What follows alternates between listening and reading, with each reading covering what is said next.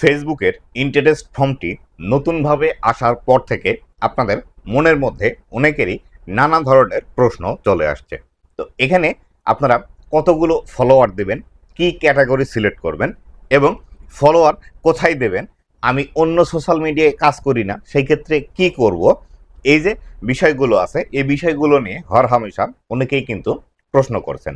তো আজকের এই ভিডিওটিতে এই প্রশ্নগুলোর সঠিক উত্তর দেওয়ার চেষ্টা করব। যদি আপনাদেরও মনের মধ্যে এই ধরনের প্রশ্ন এসে থাকে অবশ্যই ভিডিওটি শেষ পর্যন্ত দেখতে থাকুন। তো বন্ধুরা, আপনি যদি আমার চ্যানেলে প্রথমবার এসে থাকেন অবশ্যই চ্যানেলটি সাবস্ক্রাইব করে দিয়ে পাশে আসা বেল নোটিফিকেশনটি অন করে দিবেন, যাতে করে ভবিষ্যতেও ফেসবুক রিলেটেড এমন আরও ইনফরমেটিভ কন্টেন্টগুলো আপনারা পেতেই থাকেন। তো বন্ধুরা, আপনাদের মনের মধ্যে সর্বপ্রথম যে প্রশ্নটি আসছে সেটি হলো, আপনারা আপনাদের ক্যাটাগরি কি দিবেন। আপনারা ডিজিটাল ক্যাটাগরি দিয়ে রাখছেন বা ডিজিটাল ক্রিয়েটর দিয়ে রাখছেন, অনেকেই পার্সোনাল ব্লগ দিয়ে রাখছেন, অথবা আপনি এমন একটা ক্যাটাগরি সিলেক্ট করে রাখছেন আপনার পেজের।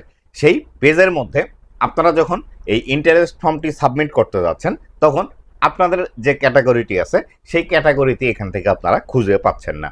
তো এই ক্ষেত্রে আমি আপনাদেরকে বলতে চাই সেটি হলো, আপনি যে ক্যাটাগরি সিলেক্ট করছেন না কেন, যদি এই যে লিস্ট আছে এই লিস্টের মধ্যে আপনার ক্যাটাগরিটি না থাকে তাহলে সেই ক্ষেত্রে আপনি যে কোনো একটি ক্যাটাগরি সিলেক্ট করে তারপরে এটি পরবর্তী ধাপের মধ্যে চলে যান। আপনার ক্যাটাগরি নেই বা আপনি যে ক্যাটাগরি আপনার পেজের মধ্যে দিয়ে রেখেছেন সেই ক্যাটাগরি খুঁজে পাচ্ছেন না, এটি নিয়ে এত টেনশনের কোনো কিছু নেই। কেননা এই যে ইন্টারেস্ট ফর্মটি আছে এই ফর্মটি এতটাও বেশি গুরুত্বপূর্ণ নয় যে আপনাকে এটি সাবমিট করতেই হবে।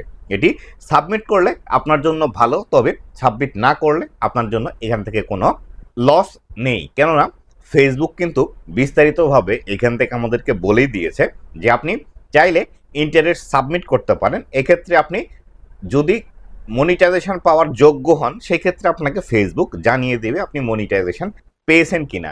কিন্তু আপনাকে যদি না জানায় তাহলে বুঝে নিতে হবে আপনি মনিটাইজেশনটি পাননি বা ইন্টারেস্ট ফর্মটি ফিল আপ করার পরেও আপনি মনিটাইজেশন পাওয়ার যোগ্য নয়। তাই আপনারা যারা খুবই টেনশন করছেন এই ইন্টারেস্ট ফর্মটি সাবমিট করা নিয়ে, আমি আপনাদেরকে বলতে চাই এত টেনশন করার কোনো কিছু নেই। এটি সাবমিট করলেও আপনি কন্টেন্ট মনিটাইজেশন পাবেন, না করলেও কন্টেন্ট মনিটাইজেশন পাবেন। এটি নিয়ে এতটা বেশি মাথা ঘামানোর আসলে দরকার নেই। তো অনেকেই বলছেন কন্টেন্ট মনিটাইজেশনের ইন্টারেস্ট ফর্মটি নতুনভাবে আপডেট করেছে, এটি সাবমিট করলেই কি কন্টেন্ট মনিটাইজেশন আসলে পাওয়া যাবে? আশা করি আপনাদের এই প্রশ্নটির উত্তরও কিন্তু আপনারা অলরেডি পেয়ে গিয়েছেন। তবে এই ক্ষেত্রে আপনার যদি মন চায় আপনি ইন্টারেস্ট ফর্মটি সাবমিট করে রাখবেন। সাবমিট করে রাখলে যে এখান থেকে যে বেনিফিটটি পাবেন সেটি হলো, ফেসবুক আপনার পেজটি হয়তো চেক করে দেখতে পারে যে আপনি ইন্টারেস্ট ফর্মটি সাবমিট করেছেন। সাবমিট করলে আপনার পেজটি একজন ম্যানুয়াল মানুষ এসে ম্যানুয়ালি আপনার এটি চেক করবে যে আপনি এটি পাওয়ার যোগ্য কিনা। তো এইভাবে আপনার সামান্যতম একটু বেনিফিট হতে পারে। আর যদি আপনি ভালো ভিডিও তৈরি করেন, একদম অরিজিনাল ভিডিও তৈরি করেন এবং সকল নিয়মকানুন মেনে আপনি যদি ফেসবুকের মধ্যে কাজ করেন, এক্ষেত্রে আপনাকে অটোমেটিক্যালি কিন্তু ইনভাইট পাঠিয়ে দিবে ফেসবুকের তরফ থেকে। তাই এটি সাবমিট করতেই হবে। আপনি কেন করতে পারছেন না, কিভাবে করবেন, এই বিষয়গুলো নিয়ে এতটাও বেশি আপনার টেনশন করতে হবে না। পরবর্তীতে আসি, এই যে সাবমিট ফর্মটি আছে, সাবমিট ফর্মটি ফিল আপ করার সময় এক জায়গায় আমাদেরকে ফলোয়ারের সংখ্যা দেখাচ্ছে। তো এইখানে যখন আপনারা ফলোয়ারের সংখ্যা দিতে যাচ্ছেন তখন আপনারা অনেকেই এই বিষয়টি নিয়ে হেজিটেশনে আসেন যে আসলে এই ফলোয়ার সংখ্যাটি আপনারা কোথায় থেকে দিবেন।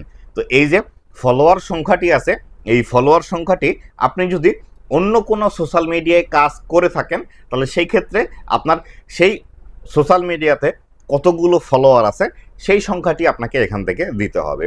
এক্ষেত্রে আরও একটি প্রশ্ন আপনাদের এখান থেকে পাচ্ছি, সেটি হলো আপনি যদি অন্য সোশ্যাল মিডিয়াতে কাজ না করেন তাহলে কি করবেন। তো আপনি যদি অন্য সোশ্যাল মিডিয়ায় কাজ না করেন, আপনার যদি ইউটিউব, টিকটক অথবা ইনস্টাগ্রাম অ্যাকাউন্ট না থেকে থাকে তাহলে এই যে অপশনটি আছে এই অপশনটি আপনার অন করার প্রয়োজন নেই। আপনি জাস্ট এটি স্কিপ করে এই যে ফর্মটি আছে এই ফর্মটি সাবমিট করতে পারেন। আর আমি ভিডিও শেষে এসে আবারও যে বিষয়টি বলতে চাই সেটি হলো, এই সাবমিট ফর্মটি সাবমিট করলেই যে আপনাকে মনিটাইজেশন দিবে এমন কোনো কথা নেই, তাই এটি নিয়ে এত মাথা ঘামানোর দরকার নেই। আপনি যদি দ্রুততম সময়ে মনিটাইজেশন পেতে চান এবং ফেসবুক থেকে আর্নিং করতে চান, তাহলে সেই ক্ষেত্রে অবশ্যই আপনাকে অরিজিনাল কন্টেন্ট নিয়ে কাজ করতে হবে এবং ভ্যালুয়েবল কন্টেন্ট নিয়ে কাজ করতে হবে, যাতে করে আপনার ভিডিওটি দেখার পর মানুষরা এখান থেকে কোনো কিছু একটি ভ্যালু পায়। যেমন ধরেন কোনো এন্টারটেনমেন্ট অথবা টাইম পাস করার জন্য আপনার ভিডিওটি দেখবে, অথবা কোনো ইনফরমেশান, অথবা আপনি আপনার ভিডিওর মাধ্যমে কোনো মানুষের প্রবলেম সলভ করে দিচ্ছেন। এই বিষয়গুলো কিন্তু আপনার ভিডিওর মধ্যে রাখতে হবে, নতুবা আপনি সারা জীবন এই ইন্টারেস্ট ফর্ম সাবমিট করে এরর পিছনে ঘুরে কখনোই কিন্তু মনিটাইজেশন পাবেন না। তো আশা করি বিস্তারিত বিষয়টি আপনাদেরকে বোঝাতে পেরেছি। তো বন্ধুরা, এই ছিল আজকের ভিডিওটি কেমন লেগেছে অবশ্যই জানাবেন, এবং ভবিষ্যতে ফেসবুক রিলেটেড এমন আরও ইনফরমেটিভ কন্টেন্টগুলো পাওয়ার জন্য অবশ্যই আমার ফেসবুক পেজ এবং ইউটিউব চ্যানেলের সাথে থাকবেন। ধন্যবাদ সবাইকে।